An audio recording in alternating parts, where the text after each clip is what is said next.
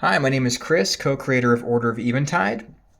Now, this is a pen and paper role-playing game for 1 to 4 players, and in this game, you're going to get together with some friends and create a party of 4 heroes to battle through procedurally generated dungeons. You're going to level your heroes up, you're going to get loot, some powerful loot, and you're going to want to find who or what the source of evil is that has emerged and is wreaking havoc across the land of Valeria. Now, Order of Eventide is a fantasy world. There are 6 regions included in Order of Eventide that you're going to be adventuring through. Each region has its own set of unique enemies, perils, treasures, and more.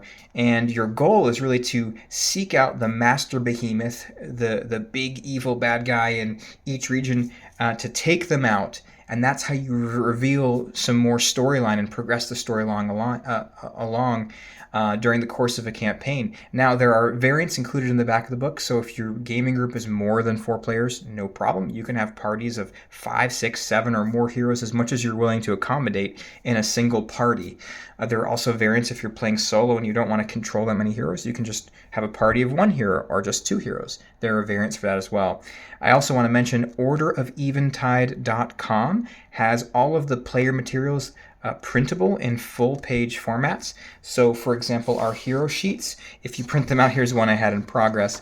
They take advantage of the full-page printout, and they'll actually have some quick rules references, as well as our combat sheets, some quick combat rule references as well, in case there's anything you need to reference. So what you're doing, now you can play this whole game as you adventure. You can play the whole game with just 2 dice and pencil, and there are blank sheets in the back of the book you can use, especially if you're playing solo. You're probably just going to be playing right out of the back of the book. But there are lots of extra pages. You can rip these out, you can photocopy them, or just go to orderofeventide.com to print them out. Now, this game is full of procedurally generated dungeons and loot. Like I said, there are 35 different weapon skills attached to weapons that you can find. You'll never find the same weapon twice, virtually. But when you first get your copy of Order of Eventide, you're going to want to just go through it chronologically. And don't be overwhelmed by the size. You're only going through the rulebook, which is this first little section past the table of contents and the full color map. Part 1 is the rulebook, and it's a small section in the beginning here. Right there, you're just going to want to read through this chronologically, and it'll just show you how to create a hero. And we poured a lot of blood, sweat, and tears into this rule book. Now, we are gamers ourselves, so we had this chock full of easy to reference. We've got page references. It's got tons of examples all throughout. So chances are, if you got to come back to the rule book to reference something, everything is self-referencing. So if you're looking for something about combat, likely it's going to be in more places than one. We've got a full glossary with all the terms defined in the back of the book as well. And if you're familiar with the rules, the table of contents will quickly give you the page number to exactly what you're looking for. But once you get through the rulebook, you can jump right into part 2, which is the Gamebook. And so there's the rulebook. Here's the Gamebook. This is where your heroes are going to be traveling through. The first section in the town ledger is where Kara's Vale is. This is the town that you're going to be investing in over the course of a campaign. You'll come here to change your hero's class, to level your hero up with the essence you've gained in a dungeon, play a tavern game or 2, and as you invest in your shopkeepers with in-game resources, you'll unlock new expanded inventories for more powerful items or services that you can stock up your heroes with. Then you go to the quest compendium, which is fully color-coded, so each region features its own color, so you can quickly flip through to see exactly where you should be. It's got a recommended hero level in each region, and when you go to a region, you find a dungeon by rolling on these 2 tables. It gives you the name of your dungeon, the travel narrative, and there you are. And you're playing out of, every dungeon will play out of these 2 spreads right here. So in Sundessa, it's just those 2. In the next region, it's going to be another 2 spreads. And as you go from room to room, whoever's the cartographer in your party is going to have one of the dungeon sheets. Again, you can print that from orderofeventide.com, and they'll map the rooms that you roll. And when you roll for a room, it'll tell you what you encounter in that room and which table and page number reference to roll on. So which enemy you encounter, how many of that enemy, each enemy's special ability. So every encounter is drastically different. but they're, again, balanced region by region by your hero's level.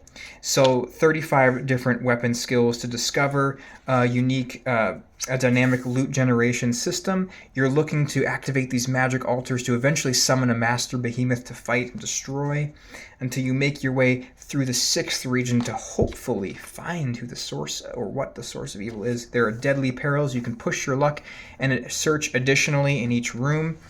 And then you've got the a ton of different random events that can happen while you're dungeoneering. You can meet some interesting NPCs and interact with them a bit. There are the guilds. You can join one of 4 different guilds. Guilds offer unique special abilities as you go on quests to unlock those guild perks. Guilds will reward feats and titles and glowstone. There are 19 classes. Each class simply consists of an active and a passive ability. There are 19 of them. There are 19 races. Each race has only 3 stats and 1 racial ability, so character creation is a breeze, but this will become more advanced as you play and you discover synergies with your starting mix of stats and your special ability. And then if you go further, there's the other ways to play section. Now, we've included variants to make the game harder or easier, as well as some role-playing variants, which I highly recommend. If you like D&D or traditional role-playing games, this turns this into one very easily. So whatever you imagine your hero to do, you can do it in the game. You can spend an in-game resource to do it, and it'll remain balanced. You can also create your own side quests for your heroes with a simple outline on how to do it. And so you can do that right from the start if you want. There's the glossary. Starting heroes, you can choose a starting hero, you can copy this right onto your hero sheet. And then there are blank sheets you can work from right in the back of the book, how to use the combat sheet. So when you get with your players together, you're each going to want to take on a role. Someone will be the cartographer. They'll map the dungeon as you go. Someone will be the tactician. They'll keep track of the enemy turns and the enemy health. Someone will be the party leader. They'll make the decisions on which direction you're traveling. And someone will be the archivist. So if you only have 1 copy of the book, they'll be the one rolling on all the tables in your dungeon to tell you guys what you encounter. And then, of course, if you don't like keeping track of combat with a combat sheet, there's also a variant to use. These are not included in the game. Miniatures or coins to do all combat without having to write anything down, if you prefer that. So you chuck some dice.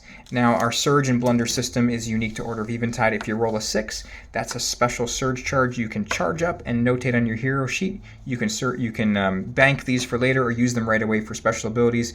If you roll a 1, you end up activating an enemy's special ability. This is a blunder, and you activate their blunder ability. So, a lot to be discovered in Order of Eventide.